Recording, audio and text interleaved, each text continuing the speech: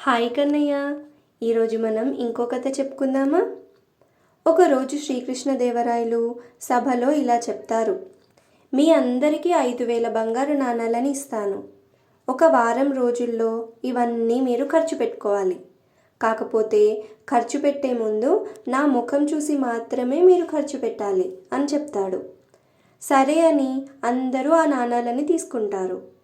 ఒక వారం రోజుల తర్వాత అందరూ వచ్చి, మీ ముఖం చూడకుండా మేము ఒక్క నాణం కూడా ఖర్చు పెట్టలేకపోయాం మహారాజా, మమ్మల్ని క్షమించండి అని రాజుగారు ఇచ్చిన నాణాలను తిరిగి ఇచ్చేస్తారు. అప్పుడు తెనాలి మాత్రం, మీరు ఇచ్చిన నాణాలను అన్నింటినీ నేను ఖర్చు పెట్టాను మహారాజా. ఇప్పుడు నేను వేసుకున్న నగలు, బట్టలు అన్నీ మీరు ఇచ్చిన డబ్బులతోనే కొన్నాను అని చెప్పాడు. అప్పుడు రాజుగారు, అలా ఎలా కొన్నావు? నీకు ఎలా సాధ్యమైంది ఇది? నువ్వు ఇవన్నీ కొన్నప్పుడల్లా నన్ను చూసావా లేదా అని అడుగుతాడు. అప్పుడు తెనాలి, నేను చూశాను మహారాజా. ఎలా అంటే, మీరు ఇచ్చిన ప్రతి నాణం పైన మీ ముఖం ముద్ర ఉంది.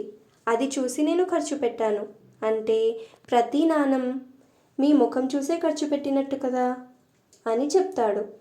మహారాజు చాలా సంతోషించి ఇంకో 5,000 బంగారు నాణాలని తెనాలికి బహుమతిగా ఇస్తాడు.